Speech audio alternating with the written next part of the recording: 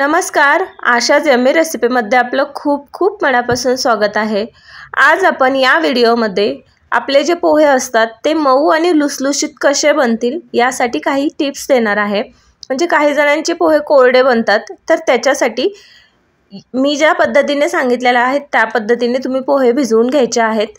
तर video skip न करता पूर्ण बघायचा आहे आणि जर चॅनलवरती नवीन असाल तर चॅनलला सबस्क्राइब करायला विसरू नका। चला तर मग पाहूया आपण असे मऊ लुसलुशीत पोहे बनवायचे तरी कसे। तर सर्वप्रथम मी गॅसवरती कढई ठेवून घेतलेली आहे आणि कढईमध्ये 2 चमचे तेल ॲड करणार आहे आणि तेल आपण छान गरम करून घ्यायचं आहे। आपली फोडणी छान बसणं गरजेचं असतं। जेव्हा जिरे मोहरी टाकतो तेव्हा जिरे मोहरी तडतडायला हवी, कारण त्याचा जो खमंग फ्लेवर आपल्या जो पदार्थ बनवतो आपण त्याला येतो, त्यामुळेच आपली भाजी चविष्ट बनते।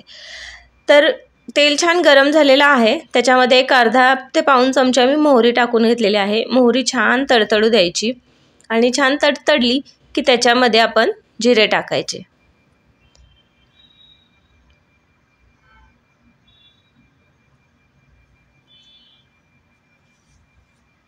तर त्याच्यामध्ये मी अर्धा चमचा जिराही टाकून घेतलेला आहे।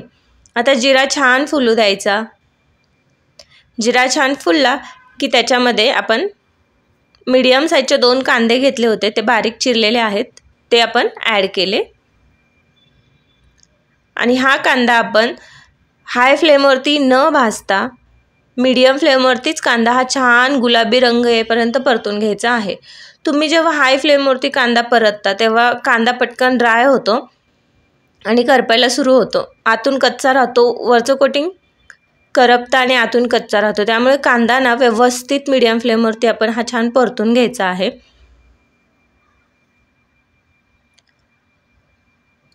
पोहे करताना ही जर तुम्ही काळजी घेतली तर तुमचे पोहे कोरडे नाहीत होणार आणि पोहे मऊ लुसलुशीत बनण्यासाठी मी काही टिप्स देणार आहे, तर व्हिडिओ स्किप न करता तुम्ही व्हिडिओ पूर्ण बघायचा आहे।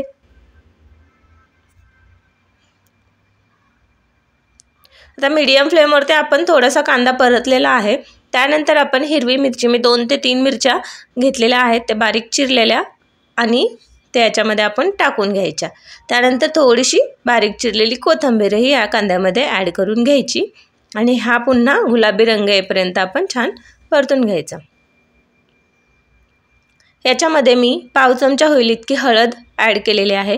आपण तेलामध्ये हळद टाकायच्या ऐवजी तेलामध्ये आपलं हळद टाकली तर हळद करपण्याची शक्यता असते, त्यामुळे कांदा परतत असतानाच जर हळद टाकली तर हळद आपली करपणारही नाही।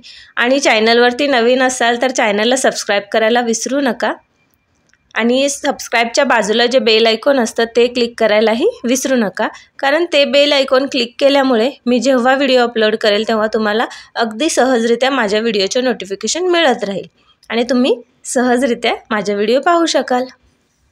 आता आपण कांदा थोडासा गुलाबी रंग येईपर्यंत भाजलेला आहे। नंतर त्याच्यामध्ये आपण शेंगदाणे असतात ते ॲड करून घ्यायचे। जर शेंगदाणे तुम्हाला असे नको असतील तर तुम्ही शेंगदाणे पहिल्यांदा तेलामध्ये छान तळून घ्यायचे आणि ते याच्यामध्ये ॲड केले तरी चालतील, पण मी भाजलेले शेंगदाणे होते ते तसेच याच्यामध्ये टाकून घेतलेले आहेत।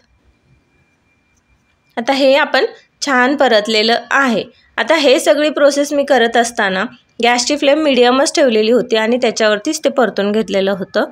आता पोहे मऊ लुसलुशीत बनण्यासाठी तुम्ही सर्वप्रथम, आपले पोहे जाड असतात त्यामुळे पोहे जेव्हा एका भांड्यामध्ये घ्यायचे, त्याच्यामध्ये पाणी ठेवायचं आणि 1 मिनिटभरच पूर्ण पाणी त्या पोह्यामध्ये तसंच ठेवून द्यायचं आणि 1 मिनिटानंतर आपण पूर्ण पाणी काढून घ्यायचं। या पद्धतीने जर तुम्ही पोहे भिजवले तर तुमचे पोहे नक्की मऊ लुसलुशीत होतील, कोरडे होणार नाहीत आणि खायलाही खूप चविष्ट लागतील। तुम्ही या पद्धतीने नक्की पोहे करून पहा, तुमचे पोहे मऊ लुसलुशीत नक्कीच होतील। तर रेसिपी कशी वाटली हे कमेंट बॉक्समध्ये सांगायला विसरू नका आणि चॅनलवरती नवीन असाल तर सबस्क्राइब आणि लाईक करायलाही विसरू नका आणि रेसिपी जर आवडली तर शेअर करायला विसरू नका।